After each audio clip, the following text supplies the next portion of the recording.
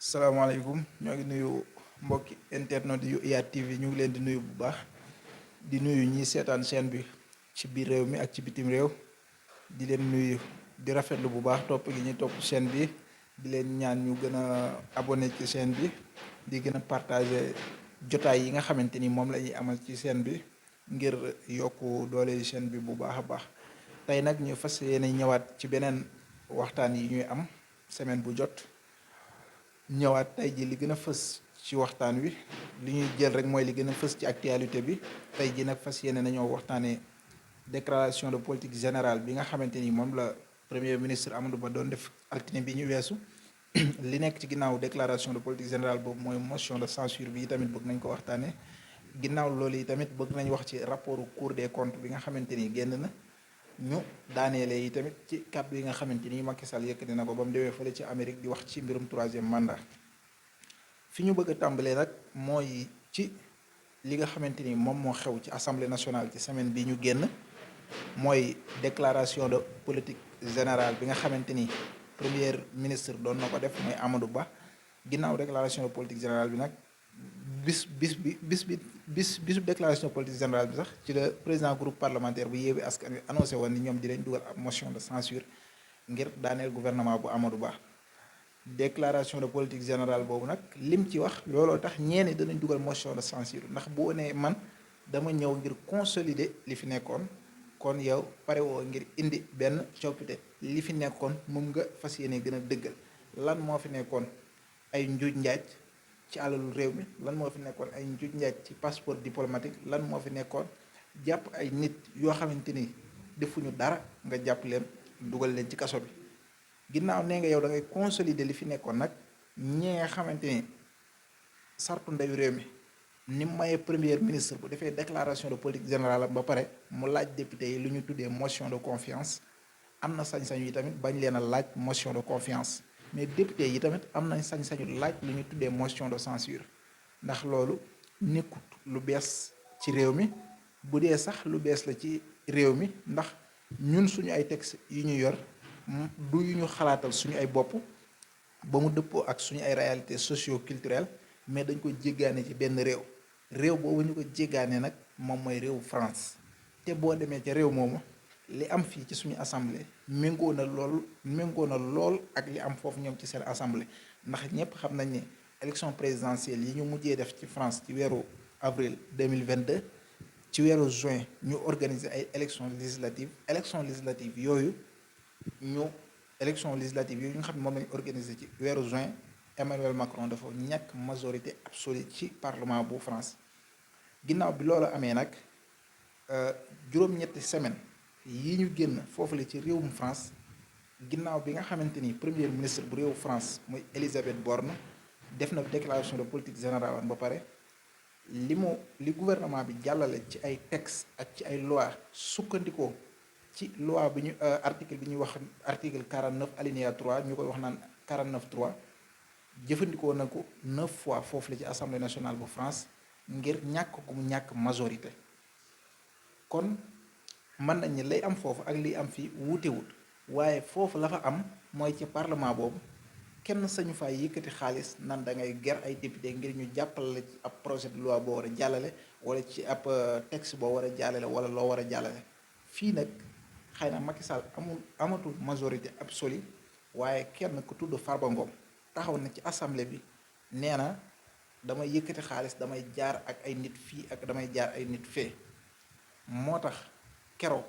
bi jeudi bi ñu génn bi député Yewwi yi amee sañ-sañ ndax dañu wax ni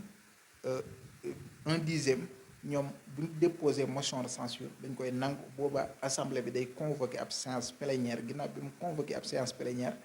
député yi ñëw ñi nga xamante ni ñoo déposé motion de censure bi def seen exposé des motifs lire ko ginnaaw loolu député yi jël kaddu premier ministre tontu leen ñu dem ci ab vote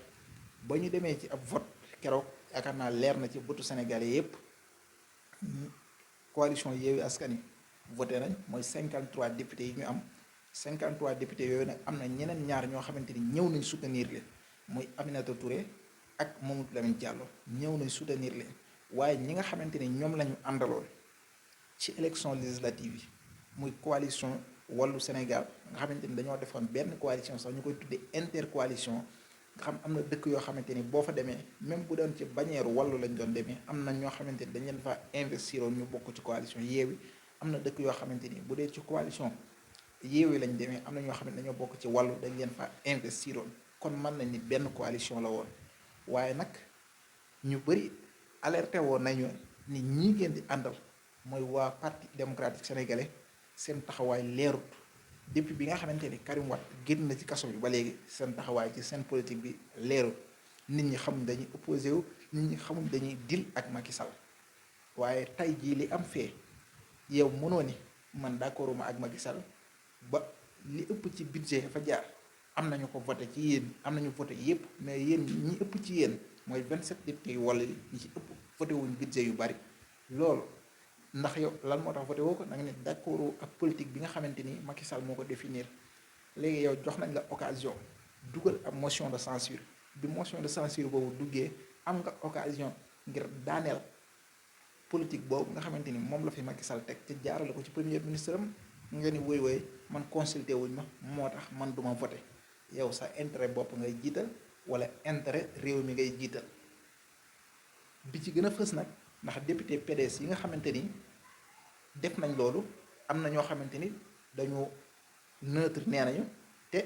ki nga xamante ni bokkoon na ci figure emblématique yi doon xeex apartheid mooy Desmond Tutu doon na wax naan ñaari nit buñ jàkkaarloo nga ni di xeex nga ni damay neutre te xam ni kii moo tooñ yow mi ni da ngay neutre waaye da ngay supporter ki nga xamante ni moom moo ëpp doole kon jàpp naa ni leer na ci peuple bépp taxawaayu parti démocratique sénégalais ñoom ñi nga xamante ni ña ngay xool day xew ci assemblée ba ñoom ñooy àtte taxawaayu parti démocratique sénégalais seen taxawaay bii ñuy taxawaay te ñëpp jàpp ni dafa jege Macky Sall loolu peuple bi mi ngi leen di xool te mi ngi leen di gis te buñ demaatee ci ay échéance électorale dina gën a leer nañ ndax bu ñu fàttalikoo parti démocratique sénégalais lu mu am ci ay député na ko sante coalition Yewwi Askan Wi ndax loolu tamit mooy dëgg ndax bu ñu sukkandikoo ci ay élection képp mooy élection locale yi fi mujjee jaar bu ñu nañu fàttali ni parti démocratique sénégalais ci 46 départements yi nekk Sénégal benn département la ci gagné woon muy département bu Diourbel te ak Malick Fall ma fa nekk dellu gu mu dellu ci APR kon ñëpp jàppoon nañ ni bu demaatoon du mënul gagné benn département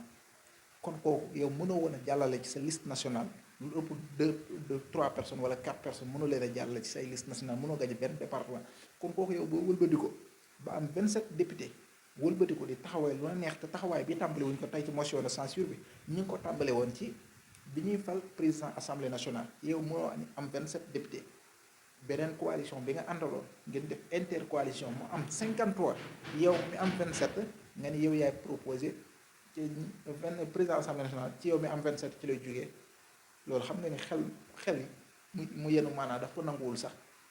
kon yaakaar naa seen taxawaay bii daal depuis ni ma ko waxee sànq depuis bi Karim Wade génnee ci kaso bi ba léegi taxawaay parti démocratique sénégalais leerul te am na benn journaliste bu bindoon benn livre di wax ni ñoom ak Macky Sall le réeroowuñ benn yoon muy journaliste bi nekk Walfadjri muy Mame Birame Wathie bindoon na benn téere mu tuddee woon ko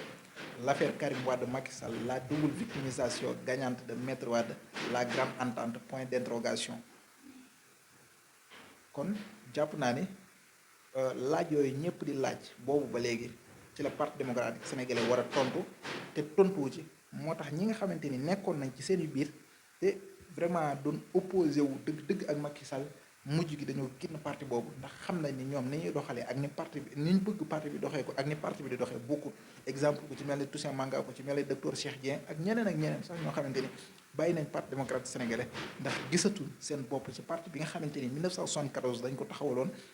mu nekk parti bi nga xam ne moo njëkk am groupe parlementaire ci assemblée nationale boobu kon boog dëgg daal war nañu gën a leeral seen taxawaay ci kanamu sénégalais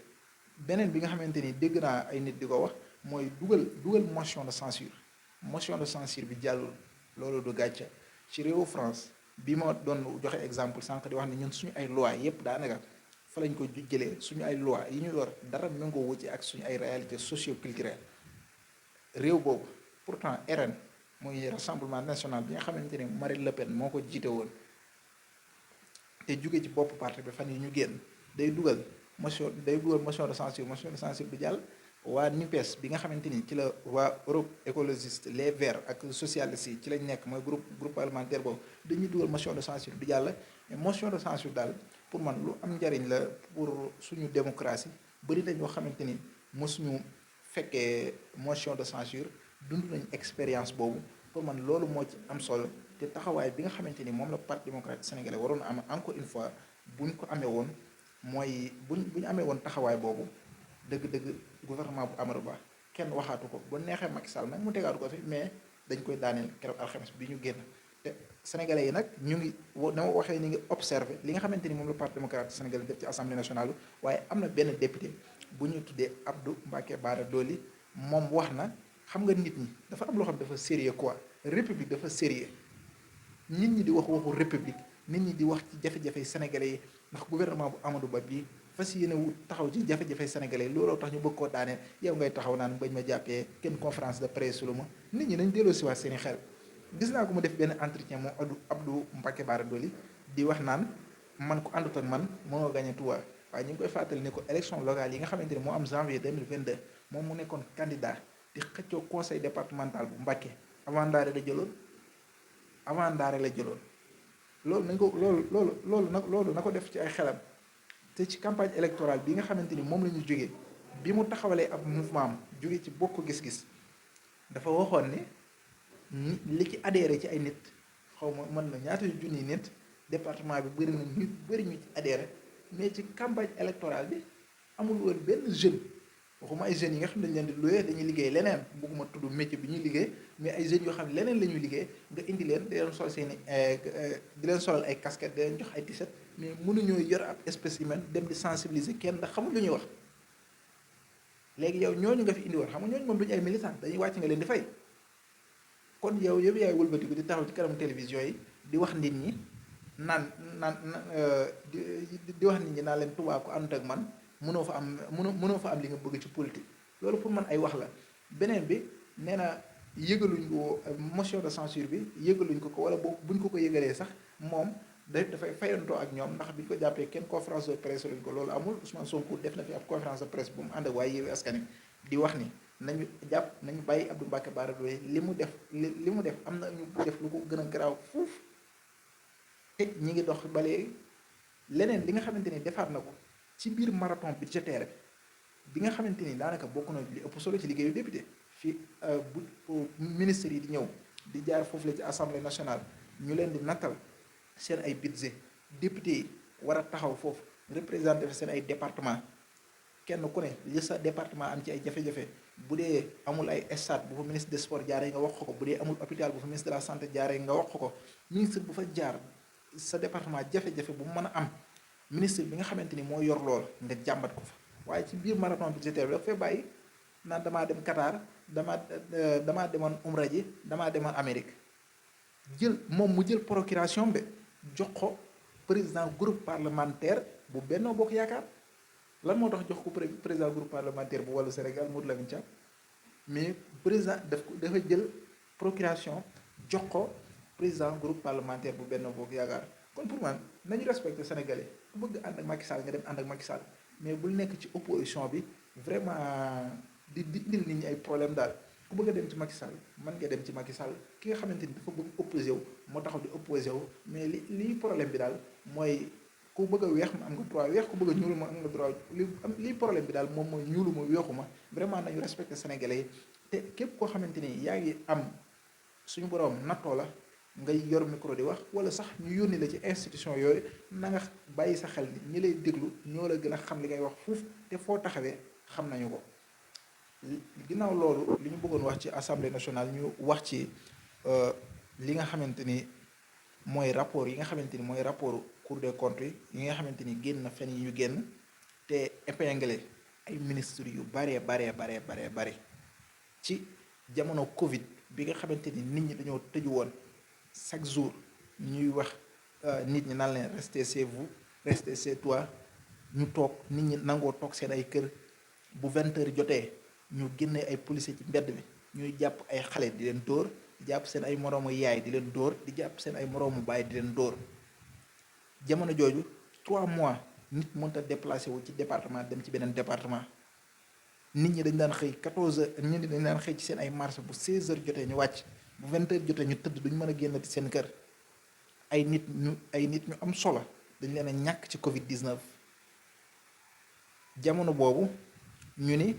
dañuy def téléthon wala boog dañuy def quête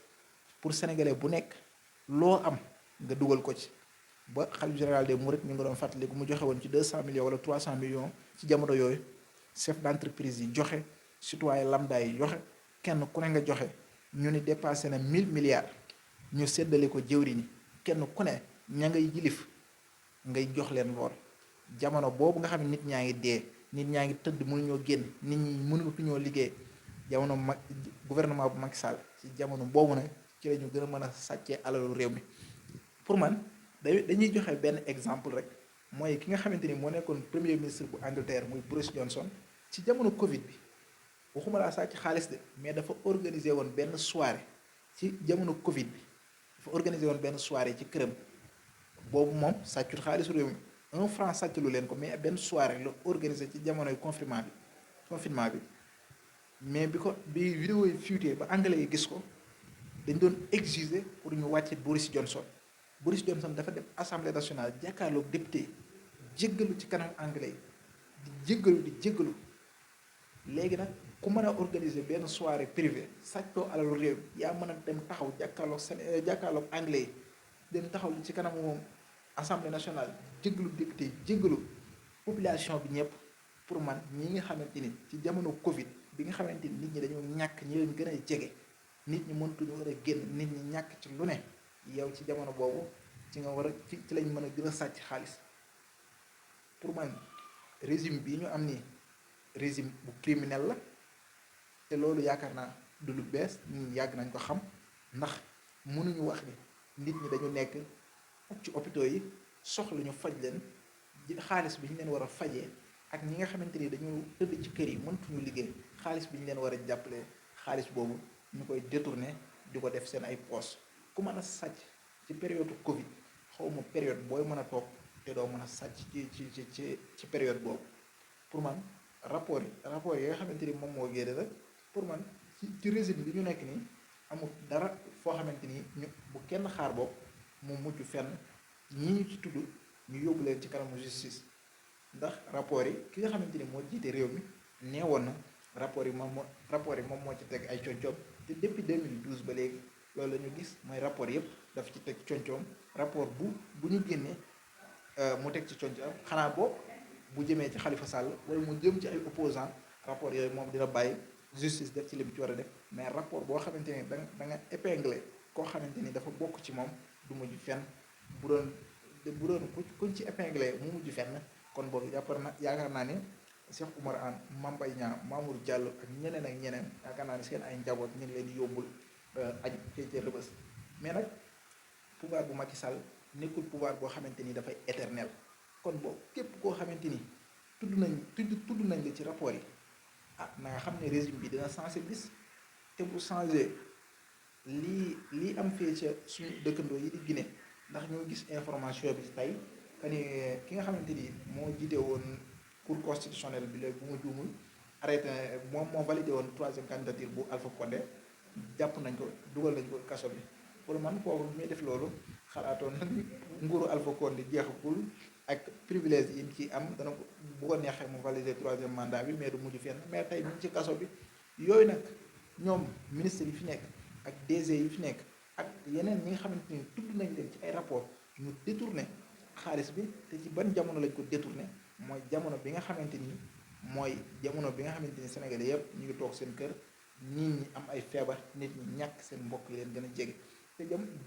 lii ñuy wax nag ci détournement yi nga xamante ni moo am ci période Covid bu dee am na kenn koo xamante ni nag dëgg histoire jox na ko ci raison mooy Ousmane Sonko ndax bi nga xamante ni Macky Sall woon na chef de parti yëpp wala boog ñi ci gën a fës boog ci fële ca palais ngir laaj leen nan lañu war a gérer Covid bi ba mu génnee déclaration bi mu defoon waxoon na ni Sénégalais waruñoo dajale seen xaalis ba pare nit ñi di ko détourné di ko jëndee ay 4x4 wala di ko defee leneen ba ki nga xamante ni ñëpp jàppoon nañ ni